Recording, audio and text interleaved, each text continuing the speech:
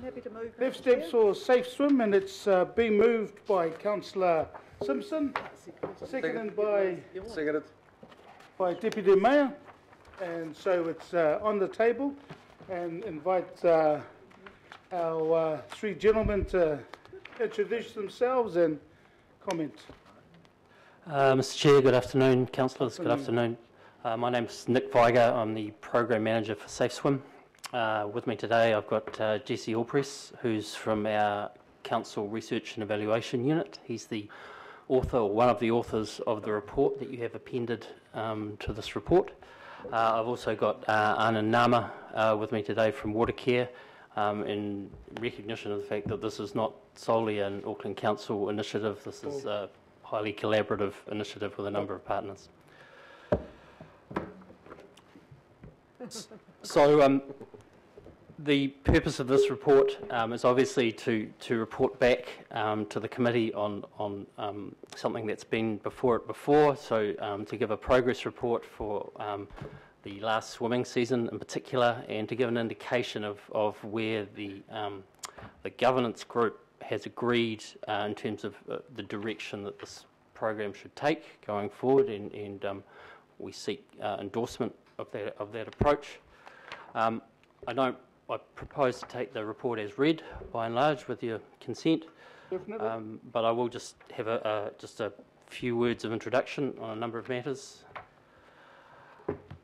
So I think important to understand where this came from. So previously we did have a Safe Swim program, which fundamentally was based around weekly sampling, predominantly in dry weather. As you can understand, for an issue that is largely based around rainfall, taking samples in dry weather is not a good indicator of the issue, and it furthermore doesn't provide a way in which we can provide information to the public in terms of their risk at any one time. So the modelling approach that we have undertaken, we believe, solves or makes significant advances in all of these areas. From a technical perspective, we believe the approach to modelling water quality risk and messaging that has proven very successful. We expect the program is a work in progress. So across the 84 beaches that we have and the 8 freshwater sites, so that's 92 in total, we have a range of models of varying complexity. Some of those models where we have focused on particularly high-use beaches are very good models and are working at high levels of accuracy in the region of 80%.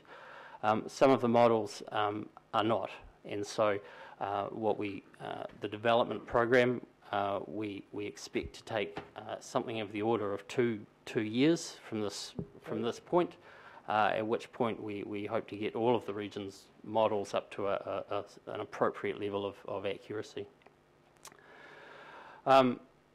Key to this report is that we're looking at strategies to improve communications and to encourage behaviour change in particular, and that's seen as key to improving outcomes. So this is not just an exercise in modelling. From a council perspective, Safe Swim, and I mean council in the broadest sense here, including Watercare. From a council perspective, Safe Swim is a key tool for identifying and remedying water quality issues. Investigative programs are underway at a number of beaches, and there are a lot of beaches that have been in the media over the summer. Already the results of Safe Swim are being used to address the issues that they have uncovered. Yep. So I think also important to note that Safe Swim is a collaborative effort. So whilst it's Auckland Council and Watercare, it's also Auckland Regional Public Health Service and in particular Surf Lifesaving Northern Region. With regard to Surf Lifesaving Northern Region, I'd like to just acknowledge their input and just indicate that I think they add a very different mindset. So we're very focused, being water utility operators, we're very focused on water quality, and certainly that is a large part of what Safe Swim is.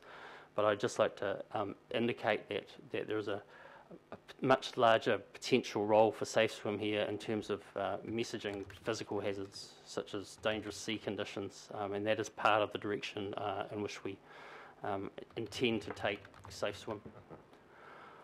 So I'll leave it at that and open to questions. Yep, definitely. I've got one councillor already. Councillor Simpson, questions? Thank you, Mr. Chairman. Look, I think you're doing a great job with this, and I'm happy to move the recommendations. I had a couple of questions. I had one around the technical issues, and I think you've actually dealt with that. Although, I must admit, 2 years sounds an awful long time to get the technical issues sorted. And why will it take that long? The accuracy of our models is fundamentally around the number of validation events that we undertake. So we go out for each beach, so 100-odd beaches around the region, and we have to gather some data in a range of conditions from dry weather and across a range of rainfall events. That is the most time-consuming and the most costly part of the program. So in essence, how far do we take SafeSwim is one of those, how long is a piece of string, where we will try to toe that line between getting them to an acceptable level of accuracy without unnecessary sampling, obviously. And so I think 2 years from now is probably a realistic time frame to get to that point. Well, you're on within budget, so that's good by me. Item number 35, though, you did say that despite the increase in both people accessing the website, that there's still a lot of misinformation and misunderstanding. So, what are we doing to mitigate that misinformation and misunderstanding that's occurring? I think this is a difficult subject. I think. There's some complex science in here, but fundamentally we're talking about an issue of risk, and that's a very difficult one, where public are perhaps looking to us to say no, a beach is closed, or yes, it's open, and actually that's not what we're doing. We're indicating levels of risk, and when the traffic lights turn red, what we're really asking people to do is to contemplate that level of risk and perhaps modify what they do at the beach, their behaviours to match that. We're certainly not closing beaches, and I think that's been a miscommunication in the media at times, and a misapprehension amongst the public. And I think that sort of understanding possibly takes a little bit of time. And repeated contact and communication with people. I think a key finding of the Research and Evaluation Unit report analysis was that behaviour change is key to this, and a lot of there's a lot of ground to be gained in terms of that approach rather than a sort of traditional communications method, face-to-face in social media and various other aspects of that. So I think, in particular, for me, the proactive behaviour change campaign is a key part of that. And I'm sure Jessie can talk to that if you have a few more. If you have more to ask. Mr. Chair, Madam Chair, you're back. Sorry. Is just one final thing. So when you're talking about that, I also just ask whether you would consider the amber, because the amber from what I understand, is for immune compromised, and that includes young children. Now, many of the beaches on the east coast are they're not surf beaches, and they are the beaches that are frequented quite often by very young children, because they're not as, inverted commas, dangerous from a wave perspective as the west coast. So I think that the warnings or the messaging around that amber, because they're for the elderly and the immune compromised, I think that's the term that you actually used. I just don't think that's commonly as understood as everyone understands red. Certainly the amber is problematic in my communications with people. That's come up as a theme. I think broadly, maybe if I could just sort of expand on that a little bit, I think we have some room for improvement in that whole scale, and by that I mean at the moment it's very discrete. So, for example, if I have an exceedant, the threshold for exceedance from amber to red is 280. So if I have 279, it will show up as yellow. If I have 281, it will show up as red, and people will respond very differently to that. So I would like to see us take a step in the direction of messaging the relative risk. By the same token, if I'd like to know as a swimmer if that was 500 or was 1,000 was well over that. So I think we'll be looking to make improvements to that whole messaging of risk, and perhaps the way in which we present that range of risk to the public. Yeah. Okay. Thank you. Can- Councillor I think Jessie has something to add to that. Oh, sorry, Jesse. Through the chair, committee members. So, as you'll see in the REMA's evaluation report on page 18, I don't know what that is in your agenda, but 18 of the attachment A, we actually asked people whether they were clear on what to do under different risk conditions. That's where I read it. Yeah. Yeah, and so quite a significant percentage of people were not clear whether that was Yeah. appropriate to swim under amber. So it's That's an why I issue that asked. we need to address. Thank you. Yeah, good question. Councillor Casey. A couple of questions relating to the use of the internet, or the lack of use of the internet for people to access the app, and also the signs. The signs have not been the best success. And I'm reading the report that you've got here. What are you going to do about it? So the statistics that impressed me were that 1 in 8 saw them. So the majority of people would just walk past and didn't see them. And the eastern beaches were the worst. The static signs, yes. So I think that the static signs in particular are a problem. I think the evaluation is pretty clear that static signs on a beach, which are very often in amongst a whole lot of other static signs about various issues, are just not being seen.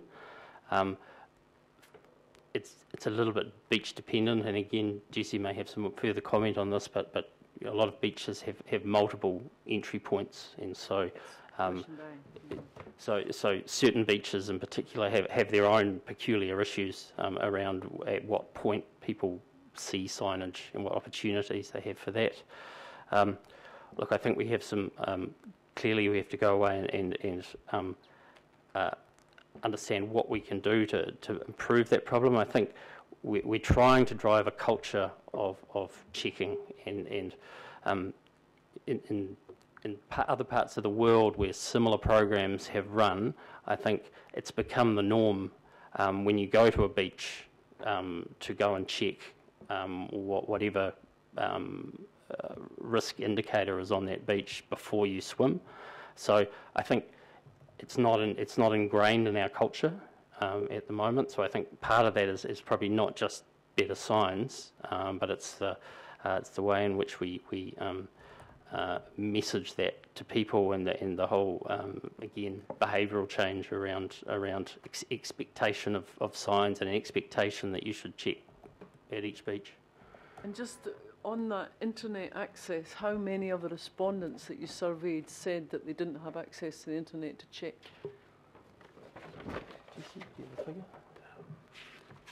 Just bear with us for a second. I'm bearing.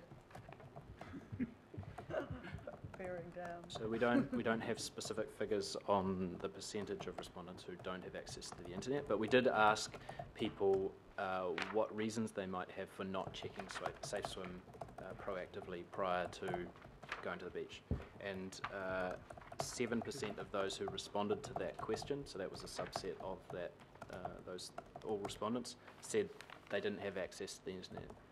A number of people also said, so it was a smaller number, said that they would likely forget because it was a spontaneous beach visit, or they didn't have access to technology at the time. So it's an issue, and I think that's where the importance of good signage comes That's into right. play. It's just I'm just flying the flag for the Neanderthals that don't have. And also we need to, in terms of the signage, the international visitors we found had very low awareness of SafeSwim, and obviously commensurate commensurately low usage of it. So I like it's a your idea multi-pronged of approach. beach ambassadors to kind of do a rah-rah and point, too. but you still need a better sign, so I'm looking forward to seeing what you come back with. I think also in part that's one of the potential benefits, obviously, of the electronic signage, which is something that we've tried at a very small scale trial at this stage, where clearly there's an investment at that point that has to match the popularity of the beach. But we're also investigating a number of more cost-effective electronic signage options that may be perhaps more engaging to people and also capable of providing that information if you haven't got internet access. Thanks. Okay, thank you, Councillor. Councillor Hills. I've got Councillor Hills, Councillor Walker, Councillor Darby. Yes, thank you. And this has been pretty huge for the summer, and thank you for all the work. I know it's been pretty small team with a lot of stuff to deal with. But my questions are kind of related to what Councillor Simpson had. Obviously, it's a lot better than the old way because it was testing and you'd find out 24 hours later, so it's pointless. So at least it gives you some warning if you know. What my issue with is with places like Takapuna Beach, which has really good water quality and doesn't have sewerage issues like maybe other parts of the community. But because it's a stormwater flush, usually, people are just getting so confused. How do we, and I know you've sort of talked about how to differentiate, but I think it just needs to be really clear, and especially to media as well. You can click through, and often the click-through would just say all of the reasons this may have happened. I think with some places you have to, like Takapuna Beach, it should say this is likely a stormwater flush as we don't have a combined sewage system here. And then maybe if there was an extra warning, like when in Castor Bay when a pipe broke, which was clearly wastewater. But people were just getting so confused and upset because they thought suddenly from last year everything was okay, and now this year we've got sewage in the water, but which is actually stormwater off the roads, which has been an issue for decades and decades and probably always will be in a big city. So to me it's kind of difficult because everyone wants, how are you going to fix this, when probably the stormwater issue may not be an easy fix anytime, because it's, unless we pump our stormwater to wastewater treatment plants, which is never going to happen. So my issue is, it's obvious that people used to swim. I swim in the rain and straight after the rain. Like, I don't really think of it as a really dirty place to swim, but obviously it would still have a red sign for maybe 48 hours, which is probably not really at the risk of if it was a sewage overflow. Certainly. So, firstly, with reference to Takapuna, I think Takapuna has been, we knew when we went into this program that once we started weather validation, a lot of beaches around the region would appear to have much lower water quality than people thought to start with, and that's I think Takapuna is one of those handful of beaches that I think it'd be fair to say we've been surprised by the water quality. I think it's poorer certainly than anyone would expect. Once we've got into sampling at multiple points up and down the beach, and then as we've understood the problems, we've gone back to individual outfalls. So at the moment, we are concerned about the state of Takapuna Beach. So there is a program already underway to address some of those issues. You're correct that short of a combined system which sends a combined system in a sense, a return is the best way to ensure swimmability, but comes with, because all of that fecal load from dogs and birds and that you would normally get in stormwater is effectively sent to a wastewater treatment plant. Now, obviously, there's an operational cost associated with that, so that's part of the balance of those two. I think with reference to the confusion around or the various sources and the different levels of risk. So we're in discussion with Watercare at the moment about ways in which we can message that better. So presently, if a wastewater overflow goes off, the model turns red, as it would do, probably after 10 or 15 mils of rain, but it's not immediately obvious to the public that that's as a consequence of a wastewater overflow if that happens to have gone off. So we're looking at ways in which we can message that more obviously and with more clarity, so that, for example, we could potentially have as I mentioned before, a kind of a broader scale, and possibly parts of that scale would be, for example, a specific colour that identified if one of the water care transmission overflows had gone off. Yeah, I think just one last question, Chair. So I think it's crucial around the red. So people assume the red means closed when you're saying it's just telling you the risk, which is one thing. But the other thing, obviously you've got winter, which you can have fewer people. Is there a planned kind of strategy or meetings over the next 6 months until next summer to meet with all the groups? So the shore swim and different groups were cancelling events because of a rainy day, and then coming to us and saying, there's sewage on the beach again when it was. So I just want to know if there's I'm sure you have already done some of that stuff, but a more thorough kind of sit down with some of the leaders or the event holders. Some of the people always hold events, and this was the first time they've ever cancelled things because they assumed it was worse. So events and programs in particular are particularly problematic. Yeah. So it's very, as an individual, you can choose to manage your risk, and clearly it probably makes very little difference if you're deciding you go to the beach and you can't on that day, or you change beaches. That's probably not a particularly big issue. Now, clearly for the event organisers who are organising events 12 months out at a particular location, that's very problematic. Has implications for them financially as well. So we're working with a number of event organisers and also program organisers, so programs for kids, sailing and waterwise kind of programs. We're looking for ways in which we can, first of all, have the event set up in a low risk manner, and by that I mean a lot of the risk associated with or that Safe Swimmers messaging is about the risk in the very near shore area. So our samples are taken in 0.5 metre of water.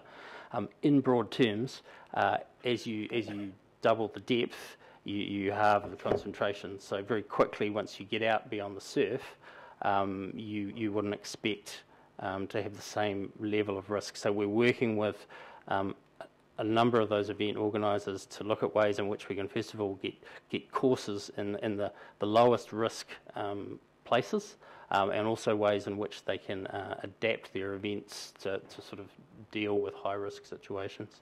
Well, thank you. That's very good answers. Thank you. Awesome. Councillor Walker, then Councillor Darby. Sure. Just have a question that essentially is a continuation of the question that Councillor Hills was raising. And I note at point 41, you're going to look at explaining the source and the nature of the risk. And under point 48, you mentioned both marine and freshwater.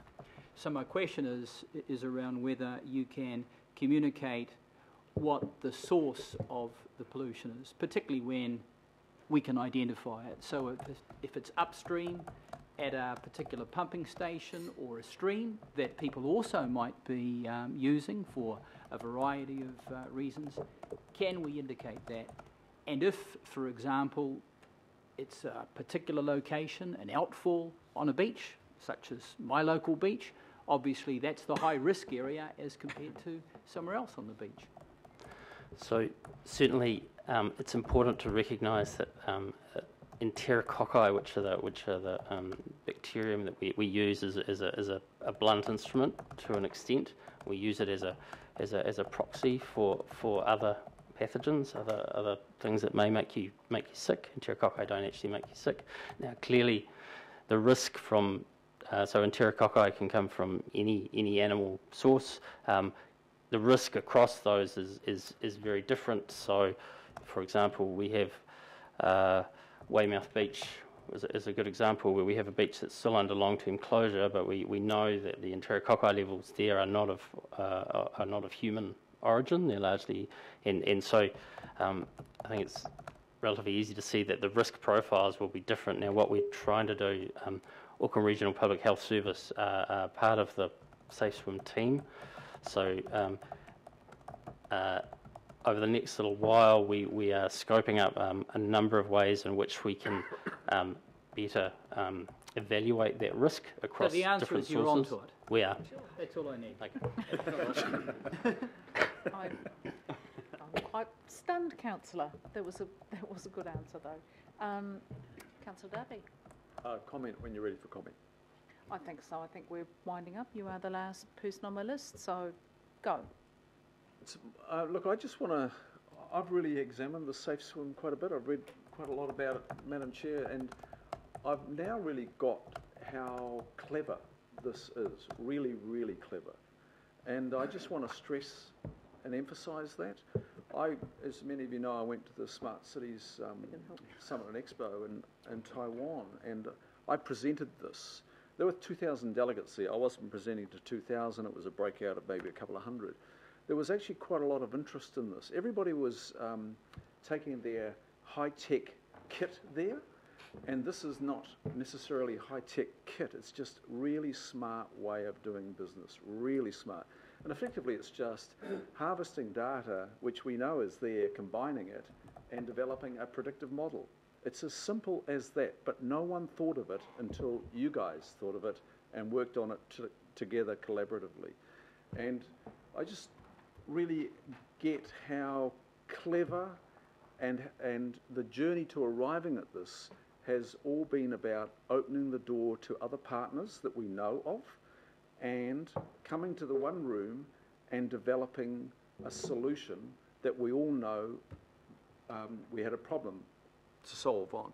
And that was about telling Aucklanders about what's really important to them, living in the city that's, you know, you're never too far away from the coast, the quality of the water that they're about to immerse themselves in. And I just really want to congratulate you again, because I don't think we quite did that last time, and I don't think, I didn't personally recognise how smart this solution is and was then. So, Madam Chair, this was done in, I think, 8 months, 9 months? Normally, council would have taken 2, 3 years to do that sort of thing, and we would have gone back to finance and said, can we have another 2 million and 3 million? And look at the level of engagement too. 300,000 hits on the website, 130,000 unique visitors.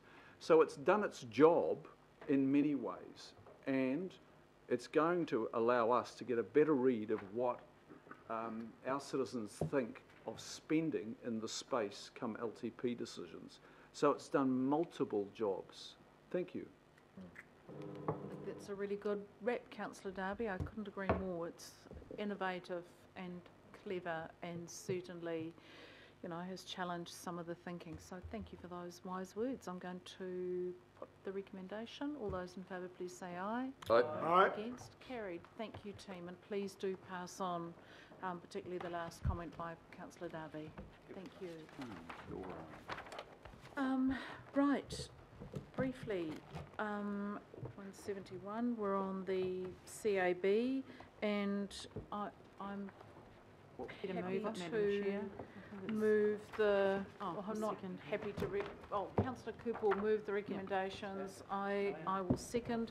We'll take the report as read. We've got our patient and wonderful staff who've been here all day, but you'll see that we've basically just taken the option to say let's slow down, have a cup of tea, and have a look at how things roll over the next year. Happy to and move, then Madam come Chair. back. It's been moved and seconded. Good. Councillor Do you mind if I Cooper. just comment? Madam Chair, I think it's probably right to just take a breather because there's been a lot of heat and light around this, but I do hope that over the next year that we actually look at where the need is, rather than, you know, I have to have this and I have to have that, because I've always had it. You know, a lot of the things we've done, we've had to relook at things on a regional level, look at population, look at need, and I think this gives the CAB time to really look at their offering as well and see how we can work together as funder and service provider to provide a really, which is a really good, they do a really good service, but to really target it at the need.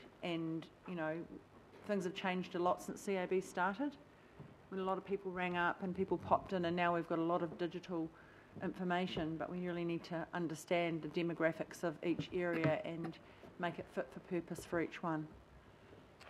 Okay, couple of quick comments. Councillor Simpson. Thank you, Madam Chair. Look, I'm just wondering why no reference has been made to the Auckland Justices of the Peace Association submission.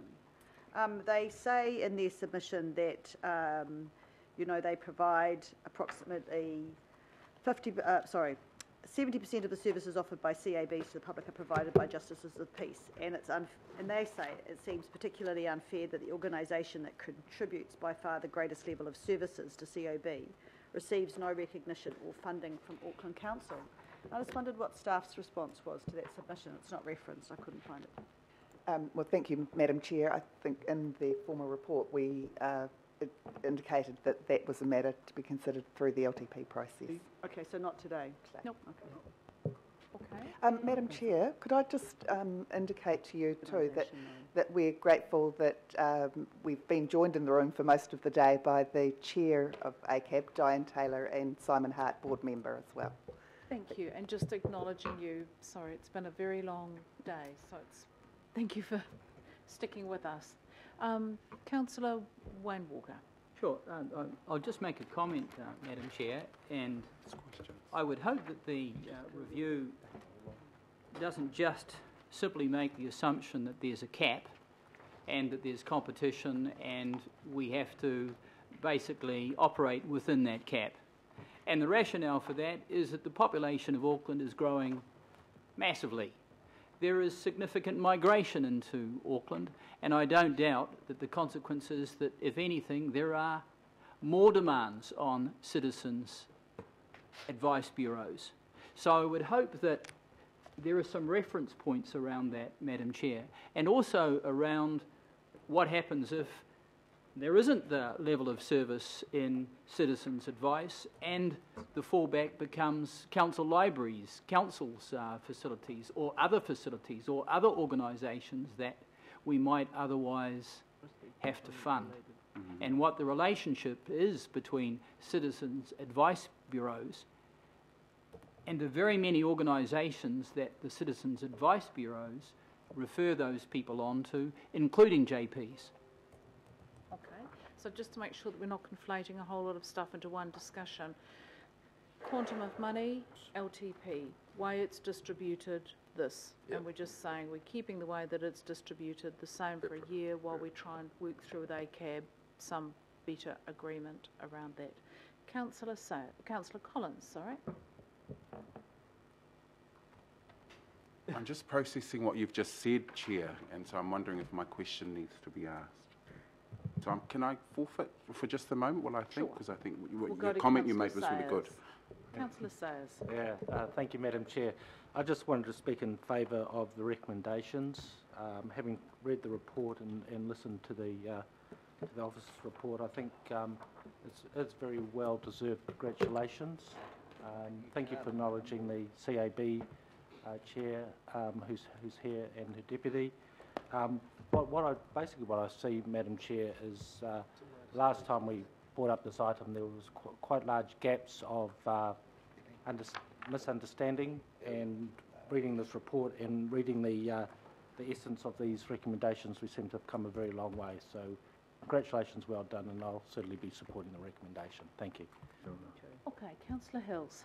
Oh no, yeah, basically the same kind of comment. I think you've both and the team have done a lot of work on this, and we're in a good space, and I'm glad that ACAB and others are behind you and in the fold, and we can have a good, smooth way forward. So thank you so much. I know it wasn't that easy the last meeting, but thank you for coming back with a good recommendation. So thank you. Thank you, Councillor Hills. Councillor Collins? Thanks, yeah? Chair. Yeah. And if it's cool if I just made the comment and... Yeah. It's all good. Thanks. Hey, look, I just wanted to say I'm really happy with where we've ended up, but I think it would be important to restate some of the things that were discussed when this came before us before, just as a reminder. And there was the concern, obviously, from the Otara Papatoetoe local board around funding, that, Papatoetoe was closed for a little while, and so they had a concern around funding. There's also the monies that is coming from the LDI of Māngere Otahu to service or support the Otahu CAB, and I'm sure that will be part of the wider consideration as you're looking forward to next year. And I like under point 11, the bullet point, the third bullet point, which has a focus on social deprivation. So I remember the last report that came to us, and I think this is a good way forward, but it's just, for me, it's really important to note some of the issues that have been raised by the local board. Thanks. Thank you. No, good comment. Okay. Madam Chair, do you just mind, can I make a comment about the JP submission? Just as a JP, I think we have to be very careful. When you are sworn in as a JP, you are not allowed to take money. You are not allowed to take gifts. You're not allowed to take money. And so when the JPs are asking for money, I was very concerned when I heard about that, because they're using the CAB's offices, not their own, and you're all required to buy your own stamps and all of those sorts of things. And that is the understanding when you're sworn in. Yeah, just to clarify. And so that is a concern. Yeah, that is a concern for me, that that we don't take that. And I don't mean, I'm not acknowledging the work people do, but most of us do it from home, and sometimes we'll do duties at the CAB. But the majority of most people's JP work is from their home or where they work, and so I'm a bit concerned about that. I think we have to be a little bit careful around that. Let's deal with that. No, but we can't give it to the association either, because we're not supposed So to let's take deal money. with any of that at the LTP. Good, thank you. Councillor I Filipaina? just don't want it going too far. Sorry, Chair. I just want to just make one comment in line of Councillor Collins' comment, and that is, it's a shame that the local boards. I understand why we've put a pause on it, but it's a shame that the local boards that had deprivation as an index, and that they supported that we no longer have that for at least another year.